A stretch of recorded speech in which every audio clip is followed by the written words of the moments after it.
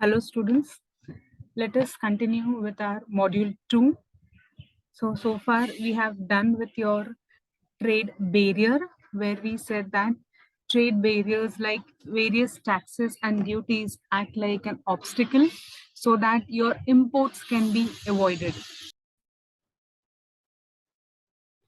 So far we have spoken about trade barrier, which acts like an obstacle or a barrier while conducting the trade, and especially from the importer's country. But if lot of importance is given on trade barriers, somewhere or the other the global trade will never take place, and that's the reason for the solution or midway to overcome the trade barrier that we have is the concept of trading block. So the very first thing, the spelling of block is going to be BLOC only. Okay, while pronouncing it, the pronunciation says block का pronunciation आता है, but spelling में we are not going to write K anywhere. Okay, so what do we mean by trading block? So trade barrier avoids the international trade, acts as an obstacle while conducting the international trade, whereas the trading bloc encourages the countries to undertake the international trade, but within that bloc or within that group which we are going to talk about. So there are several trading blocks. So within that group, whenever few countries coming together and forming one group is called as trading bloc. So whenever the trade within that block takes place, there is no trade barrier that they have to pay, or very minimum amount of trade barrier that they have to pay. So in short, we are trying to avoid the overall global trade, but we are encouraging the countries to trade among those countries or within those countries where they are in that particular group. So in a very simple terms, trading bloc refers to the group of countries coming together and forming one unit, one block, and the trade can be encouraged within them. Okay, so let us understand the detailed meaning of it and what were the objectives laid down while forming the trading bloc. So trading blocks are a group of countries that come together, and so trading bloc are a group of countries that come together for enhancing trade and development. So the only objective, the prime objective, is to enhance the trade, to encourage the exporters to conduct more and more of trade within those countries. The member countries encourage trade within the group by removing or reducing the trade barrier. So at times the trade barriers are completely removed, completely relieved, or if not possible completely removed करने के लिए, then they may at least reduce it or minimize it up to the larger extent. So apart from this meaning, what are the different objectives of your trading bloc? The very first one is to promote the welfare of people of the region and to improve the quality of life. So when we talk about trading bloc, we are not restricting ourselves only to the trade that we are undertaking. We are also seeing the welfare of the people, because when we are encouraging the trade somewhere or the other, we are giving them ample amount of options, opportunities to purchase the product from different countries. They are not restricted or they are not forced to purchase the goods from the available domestic markets only. Secondly, since they are getting better options, better qualitative products, needless to say, the quality life of citizens, quality life of consumers will also improvise up to the larger extent. Second, that the objective is to accelerate the economic growth in the region through regional cooperation. So whenever the trade is encouraged or trade is, trade takes place, it directly affects positively the economic growth of the region, economic growth of the country. And thus, there is always a mutual regional cooperation growing together, not only from the exporters' end, but also from the importers' end, because importers are also very much likely to get better quality products for their consumers. Further, to accelerate social progress and cultural development.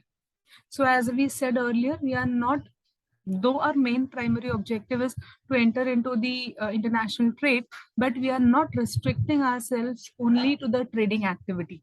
So we are coming together for a social cause, or at the time of crisis, or even for the cultural development, cultural well-being, and cultural exchange programs for that matter.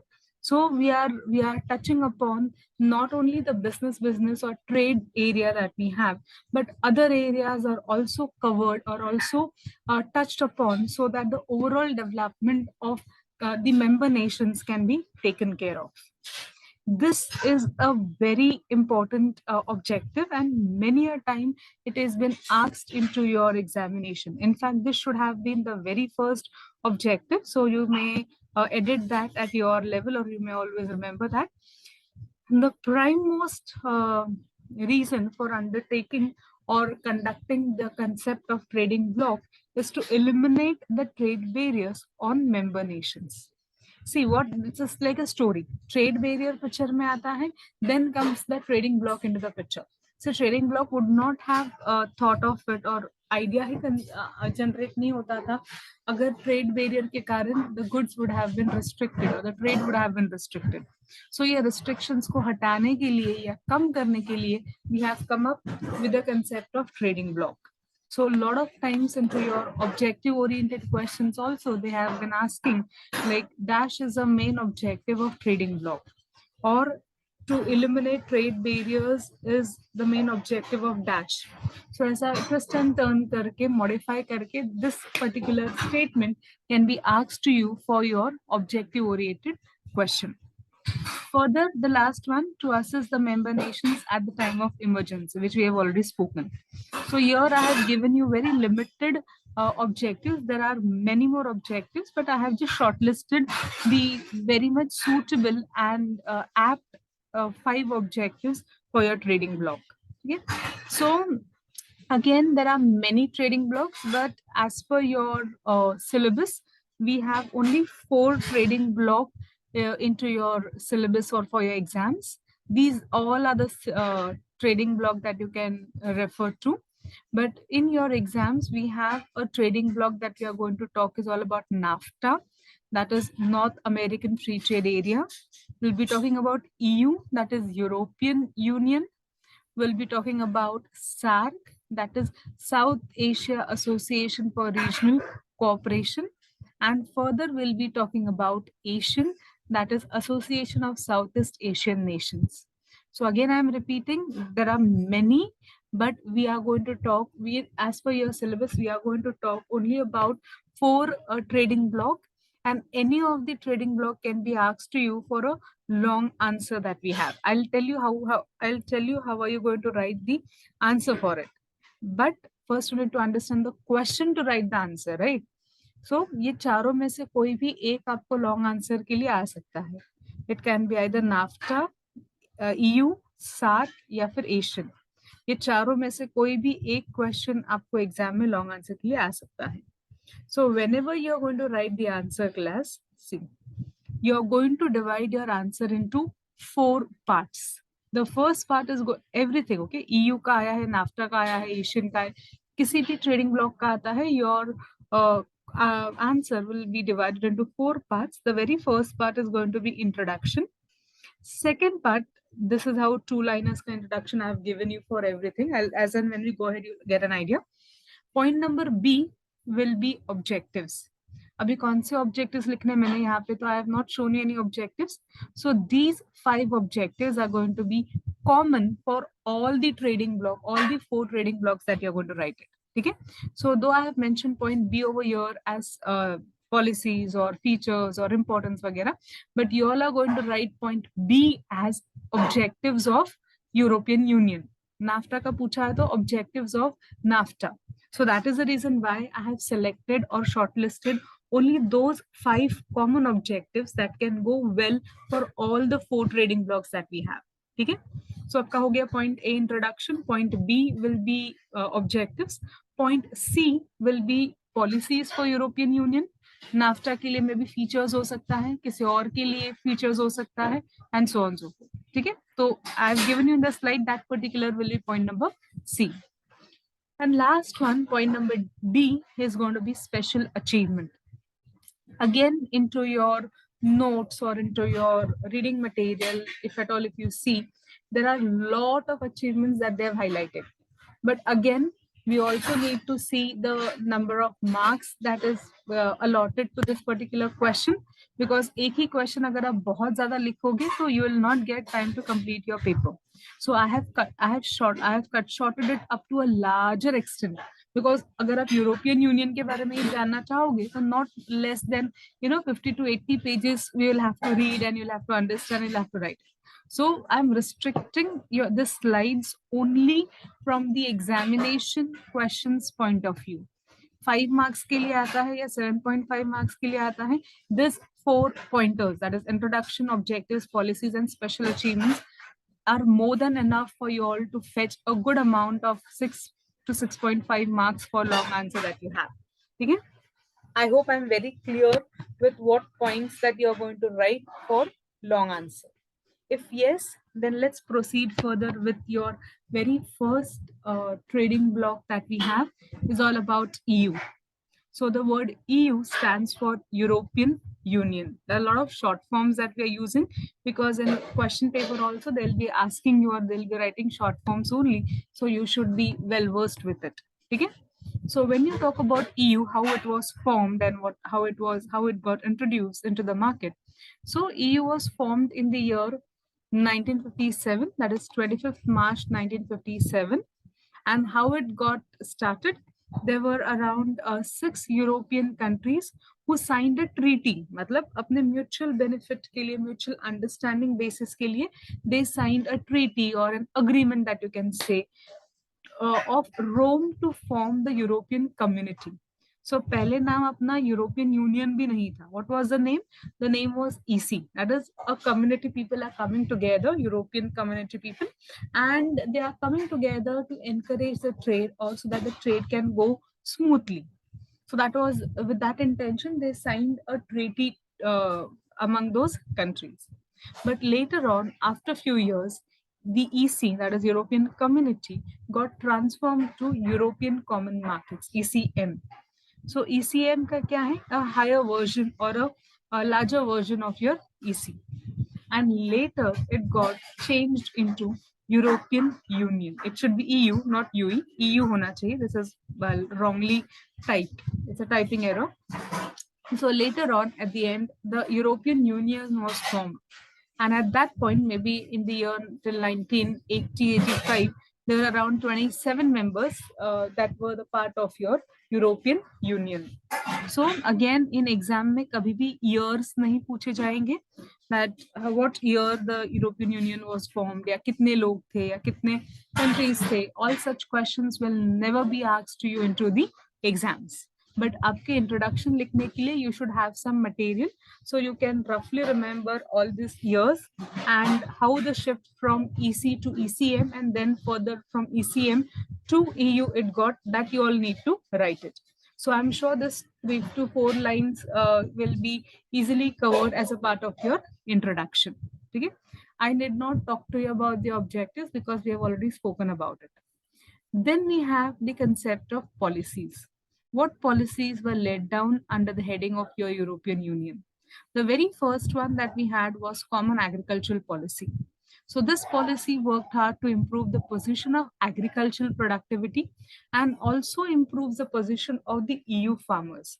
So when they had a good demand or a good position into the agricultural products, agricultural activities, the productivity needs to be improvised, or some supporting hand needs to be given from the government of European countries.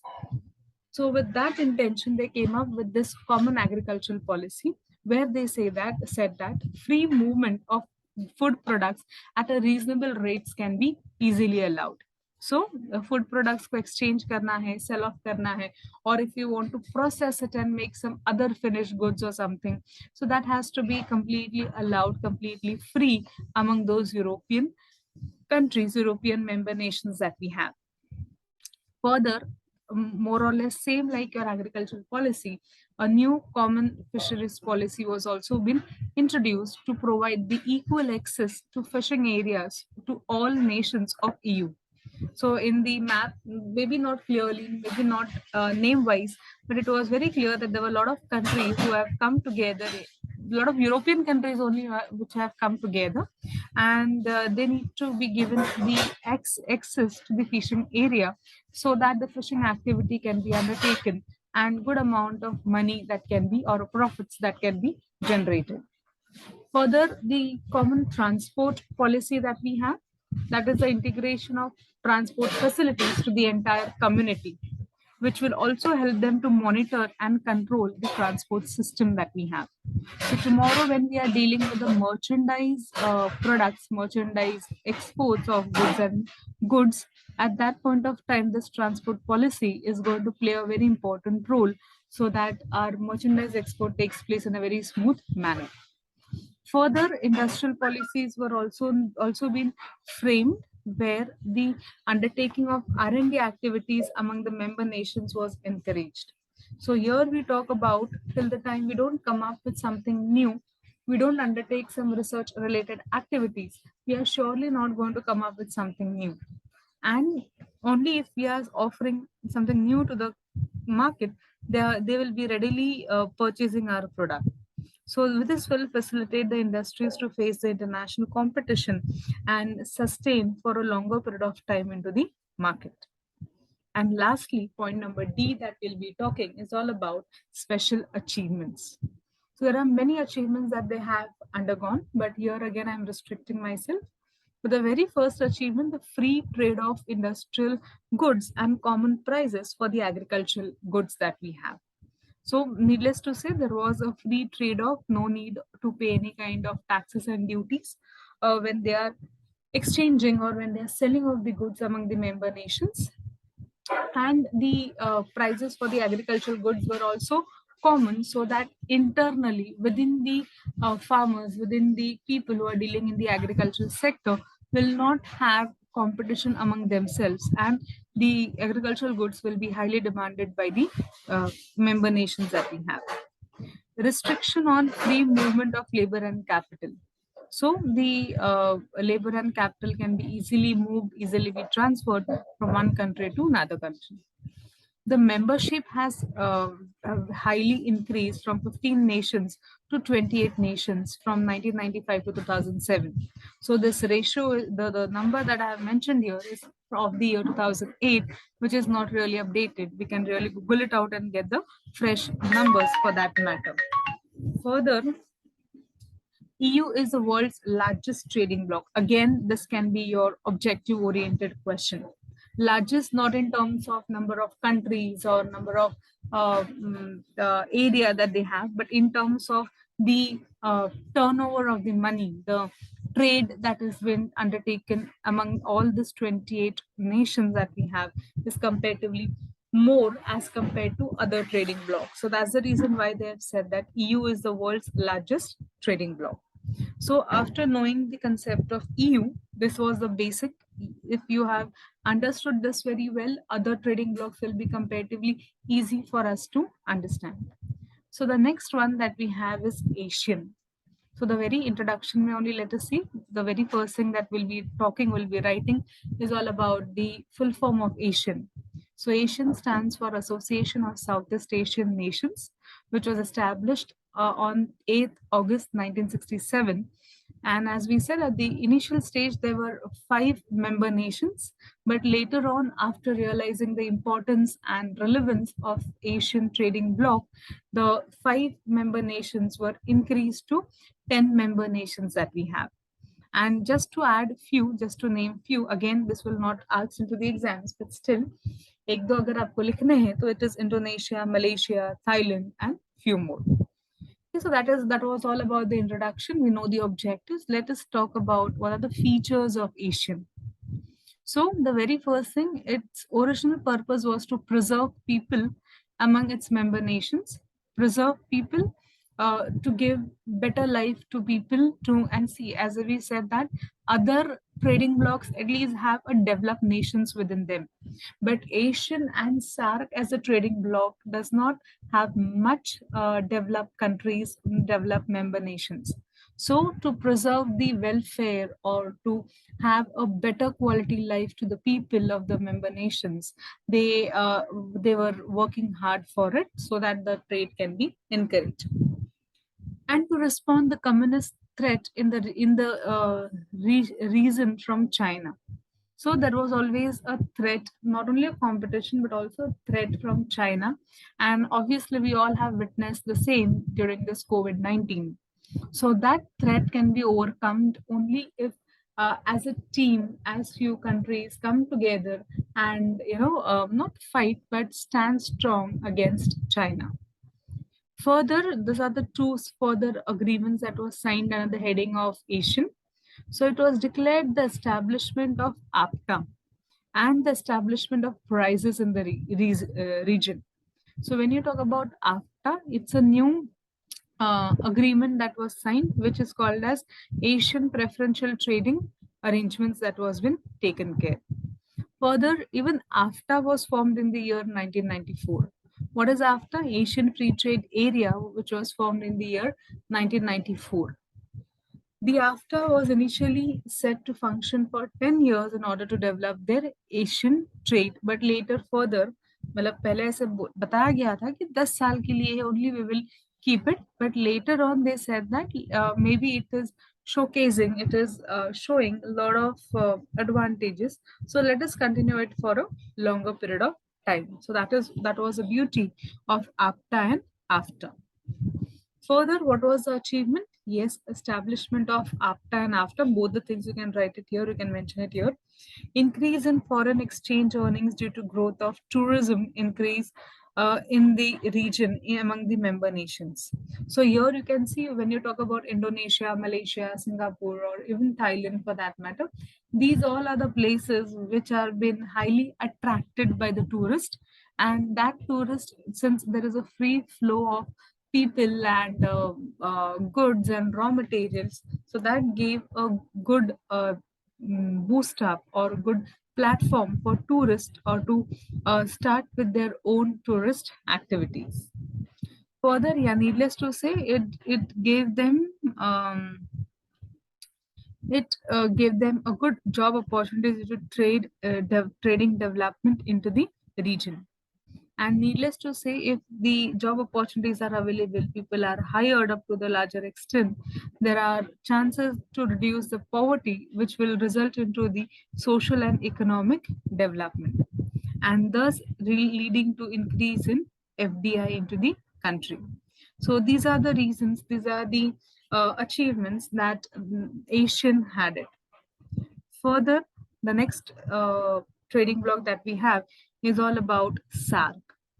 So, SAARC stands for South Asian Association for Regional Cooperation, which was launched or established in the year 1985 with the objectives of having a regional cooperation or mutual benefit and collective growth of the member nations.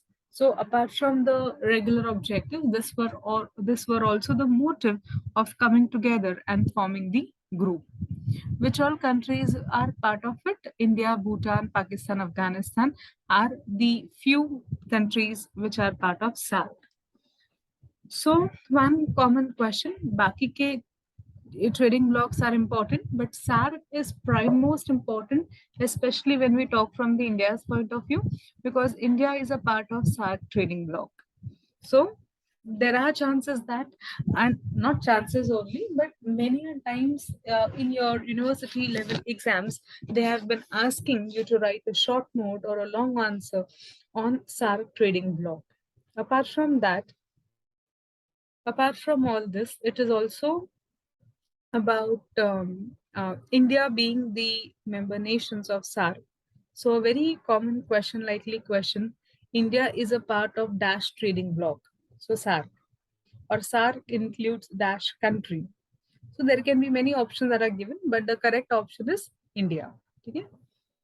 So that is all about the introduction. Objectives, we are already well versed with it. Now let us talk about the features of it. To cut it short, the way in Asian we had APTA and AFTA, same way over here we have SAFTA and SAFTA. These are the two agreements that were signed by the member nations of SAARC to make the trading bloc work more concretely and more smoothly. As the word says that SAPTA talks all about South Asian Preferential Trade Agreements, which came into existence in the year 1995. Further, SAFTA talks all about the free trade area, which was also signed by South Asian countries of that trading bloc. Further, it also contains provisions for giving special and favorable treatment to LDCs, that is, least developing countries. So, as we have said earlier, majority of them are in the developing stage, and few of them are comparatively underdeveloped or least developed for that matter. So, to pull them or to push them to the another level or to help them become a developed country, a lot of efforts are the provisions were made and helping hand was provided by developing countries to the least developing country to make them a developed one. Further, the faster regional economic growth through cooperation rather than competition. Very beautiful statement that they've mentioned that at one point of time, competition encourages and supports the member nations to prove themselves, but not always. And that's the reason why a lot of times, the instead of having more competition, it is always better to have cooperation and improvise the regional economic growth of the country. And further, lastly, when you talk about the achievements, we have a lot of achievements on the uh, uh, concept of SARC as a trading bloc. So the very first one that we have is boosting trade and regional cooperation among SARC countries. So to encourage the trade and to have the cooperation among the member nations, the SARC countries have worked hard. Further, converting or having the MOU or having the agreement of SAFTA and SAFTA is also one of the a great achievement. Signing MOU with ITU and CIDA for the mutual benefit. These are again some international treaties, international agreements that have been signed under the heading of SARC.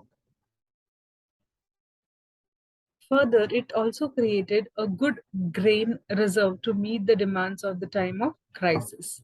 What do we mean by grain reserve? Since majority of the agricultural activity have been carried out by the SARC member nation, so some amount or some products are needs to be kept handy or needs to be reserved so that at the time of crisis, those products can be utilized up to the larger extent. So that is what was been created, what was been preserved so that the demands can be met up easily. Further developing quality life of people and encouraging the primary education. This we have already covered when we talk about supporting and encouraging the social and cultural benefit to the member nations. So lastly, this is the last trading bloc that we are talking about is NAFTA. Very young and very small, but yes, it consists of developed countries like USA and Canada. That's the reason why we can say that though it is a newly introduced or a very small trading bloc, but it has, comparatively, it is powerful in terms of money. So let's talk about it. NAFTA stands for North American Free Trade Area. In September 1993, US, Canada, and Mexico signed the NAFTA agreement, which came into force in 1994. What are the features of it? The member nations of NAFTA can invest freely. So we are emphasizing on the investment part of it because, as we said right now, that financially they are strong. Financially they are very much viable, very much, this thing. So at that point of time, they can support, they can invest into other countries, especially USA and Canada can make Mexico more strong. Because if you see comparatively, Mexico is not as strong as Canada and USA. So if Mexico receives any kind of financial aid or investment from USA or Canada, they'll surely be able to do well. And that's the reason why that is one of the best feature that we have when you talk about NAFTA. Further protection to intellectual property rights of the member nations. Yes, a lot of people from USA and Canada have already filed a patent or a copyright, which helps them to earn good amount of money. And needless to say, it's their earning also leads to the country's earning for that matter. Further, free movement of labor and capital from one country to another. So the labor and capital can also be freely moved, freely sold from one country to another one. What are the achievements that we have when you talk about NAFTA? There is increase in FDI and GDP among the member nations. Employment is generated up to the larger extent. As we said right now, Mexico is comparatively not that very developed. So yes, Mexico overcomes their financial crisis because of the helping hand and the support that has been provided by USA and Canada. And thus it leads to the consumer welfare of the member nations. So these were the brief brief note of what we can write when we talk about EU, SARC, EU, NAFTA, SARC, and ASEAN. So again, I'm repeating, you will not get the question about write a short note on trading block, write anything about trading block, what is trading block? No. Trading block was just the meaning for you all to understand why is it formed and how is it formed. Otherwise, from the examination point of view, all these four trading blocks are important. Any of the one trading block surely will be asked to you into your exams, either for 7.5 marks or for 5 marks short note. So I have told you in what pointers that you all need to write it. So that is where we end with the concept of trading block. Okay. So now let us start with the concept of WTO. There are four agreements that we need to do it, but let's see how the time provides and time permits, and that is how we'll go ahead. So, okay. I think this was pending, so I'll quickly tell you about what is the impact of trading block. Okay. So whenever we talk about impact, it has to be divided into two parts, that is positive impact and the negative impact. So when we talk about positive, the very first thing, the main objective of trading block is to create the trade, which is good, which used to get restricted when we spoke about trade barrier. So yeah, creating good amount of trade among the countries, भले ही वो within the group क्यों ना हो, but वो creation of trade larger extent तक हुआ करता था, which was good. So yeah, trade creation is one of the main positive impact due to which it lead for competition. So when there is competition, the domestic traders are also alert. They are also on a movement to improve on continuous basis, because if they don't do so, it will be very difficult for them to survive into the market. Yeah, it helps the traders for the technological development. They can import it, or they can hire it, they can purchase it. The modern technology, modern devices of technical this thing too, which will help them for the developmental purpose.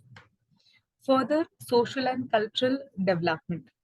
As we said, it's not only about the trade, it's not only about the business which is going to get developed, but it affects your social and cultural activities also for the developmental purpose. So apart from this positive impact, there are certain negative impact also of this trading block. So the very first thing is all about the common external barrier. So apart from trading a block, के बाकी के जो countries है, for them they need to implement a common external barrier. So वहां पे ये नहीं देखा जाता है कि okay this is a developing country और this is undeveloped so let's reduce it. No partiality, no biasness, no favoritism is been done for other countries other than your member nations, which I'll not say it's negative, but yes, there are a lot of underdeveloped countries which are the sufferers, which are somewhere or the other affected up to the larger extent. Then, yeah, collective bargaining of member nations.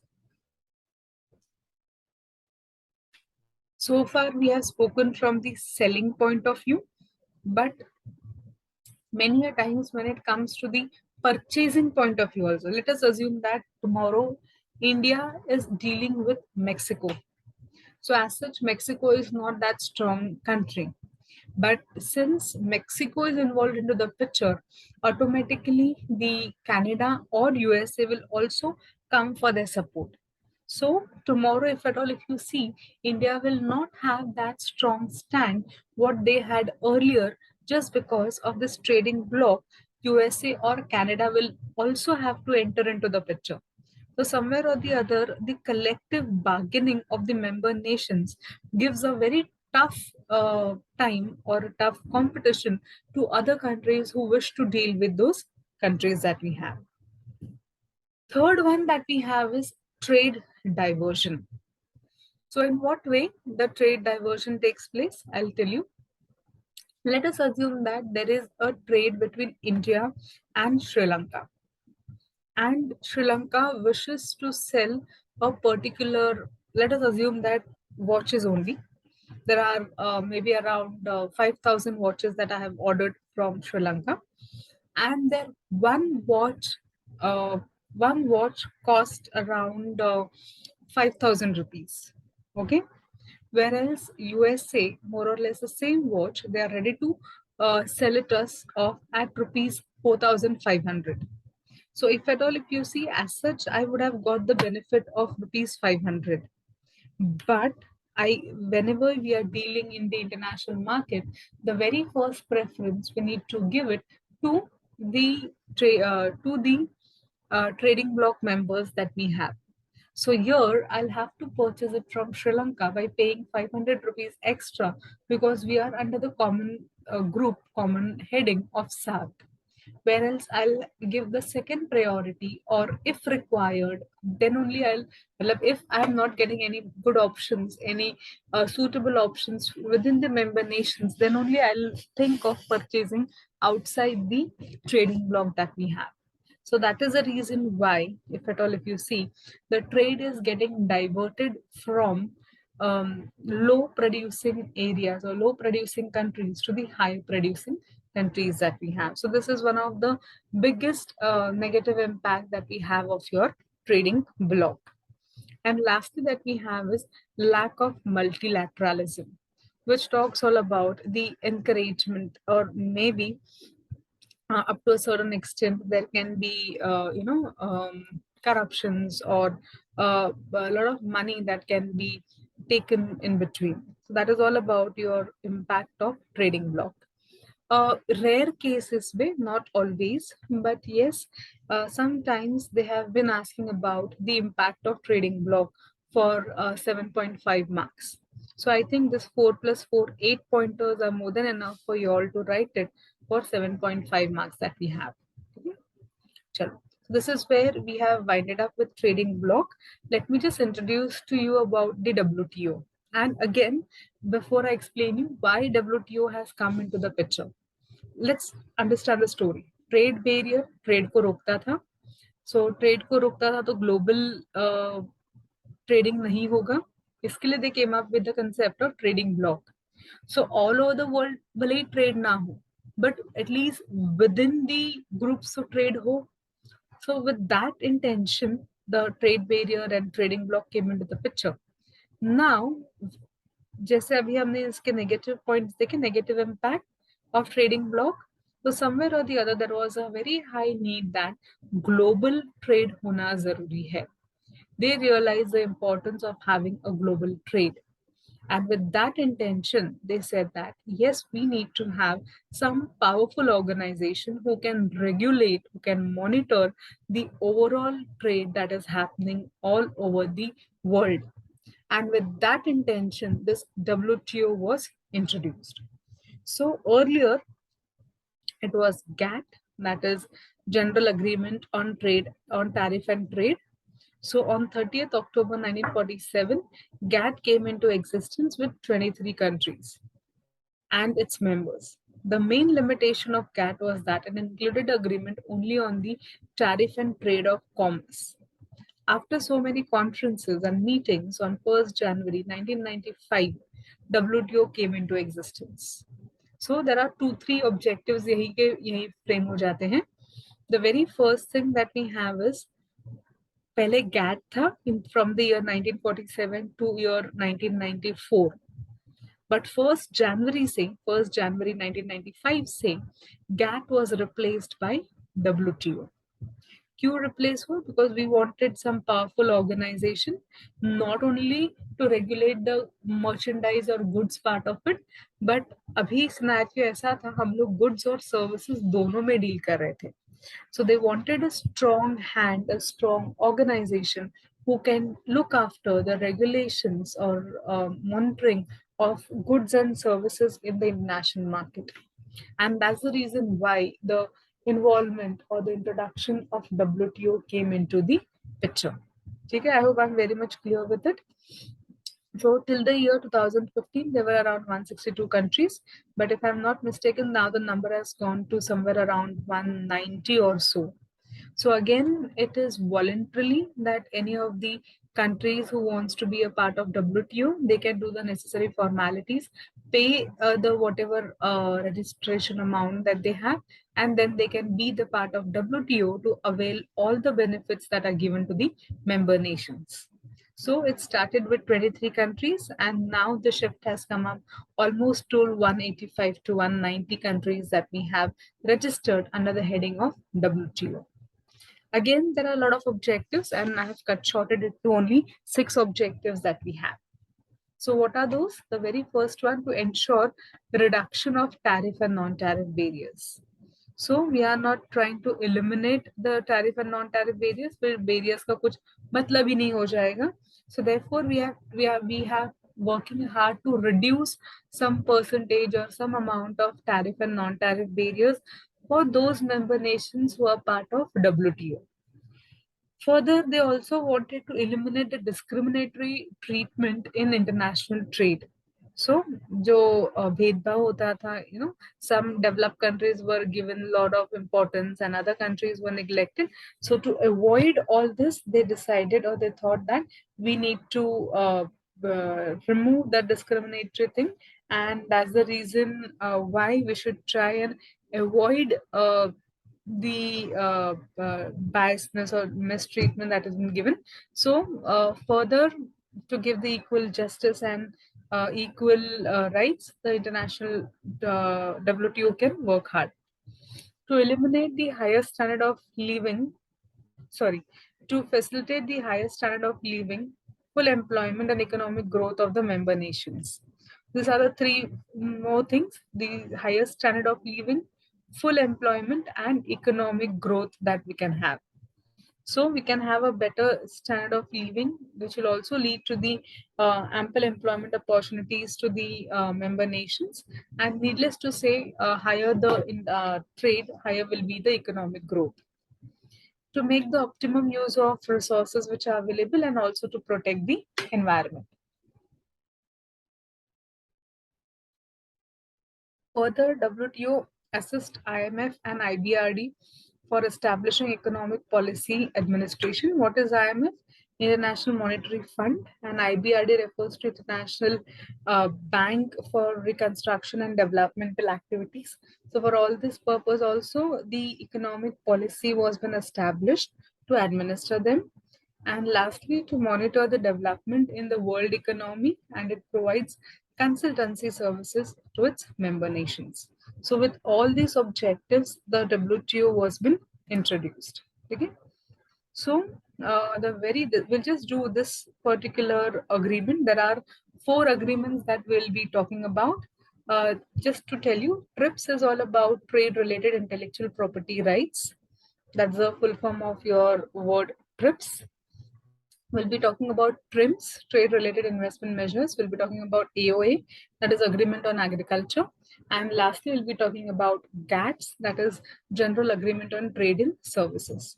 So as of now, for this particular uh, audio recording, I'll just talk about TRIPS for this, and rest all we can continue later.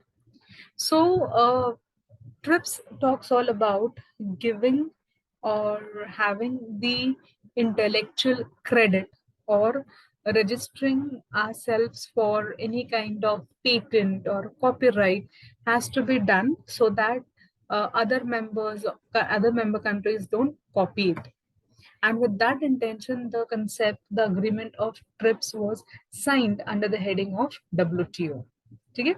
So again, as we say that every coin has two sides. So this particular agreement of TRIPS also have certain positive and negative impact. So let's talk about what are the positive impact that it has. The very first thing, the TRIPS helps to protect to intellectual rights. The agreement expected to for the boost investment in R&D activities and investment in property rights. I'll tell you what does it mean. If any person or any company comes up with something new, innovative, their idea will be protected because of the TRIPS. Others will not be able to copy it, and even if they copy it, uh, you have, or a person or a country or a region has full rights to file a case against them. So it's a proper legally registered concept of protecting your creativity, of your idea, so that your rights or your creativity is not been stolen, not been taken by anyone else. So it will give a boost to the investment that we can have in R&D activities for that matter. So a lot of people will invest or put their money for research related work so that they come up with something new and they can earn a good amount of money. It also provides a geographical indication system, that is GIS. What do we mean by that? There are certain items which are known for that particular region or for that particular country, along with the name of that country. You talk about Assam tea. So that state's name is also connected, is also linked with the tea. So that particular state has got the GIS mark, that is geographical indication system, the area having geographical suitability or geographical recognition for the product that they are producing. Further, the developing countries can produce generic and sell at a lower prices in the interest of the public health. So that does not mean that if you have or a country has a particular innovation or particular patent for a product or services, uh, it also needs to be utilized or can be sold for the interest of public health or interest of general public. To give you a very small and live example is all about the COVID vaccination. So when though we had a complete patent for the formula or for the research or a innovative this thing that the vaccination that we have introduced, but that does not mean that we keep it for our own benefit. We were one to sell it off also to other nearby countries that we have. So the trips, whatever new thing that we are introduced, it can be easily sellable, easily given it to other general public that we have. Because that is all about your positive impact. Next one that you have is what are the negative impact of TRIPS? The very first thing is the developed countries play a dominant role in patents and trademark because of a huge finance. Yes. Take the best example of Microsoft. So the person, Bill Gates, he's a richest person all over the world, and he is also the founder member of Microsoft. And thus, if at all, if you see that patent and a trademark have gone to him, matlab, he has achieved that, and many people are paying him from various developed and developing nations for that matter. So if you see a lot of innovations, a lot of patents have gone to the developed countries, and the developing nations are the suffering one. So that is how this was one of the negative impact of the agreement. Further, this agreement is applicable to agricultural products and even to the microorganisms, making it more difficult for development of the countries. So, the agricultural products, instead of retaining with ourselves, when the uh, in the property rights or the copyrights are given for agricultural products also, it becomes very difficult for developing nations to retain those products with themselves rather than selling it off. So that is what is all about your trips. Next time when we meet, we'll talk about trims as your agreement of WTO. We'll stop here for today. Next time when we'll meet, we'll continue with the other agreements of WTO. Thank you so much.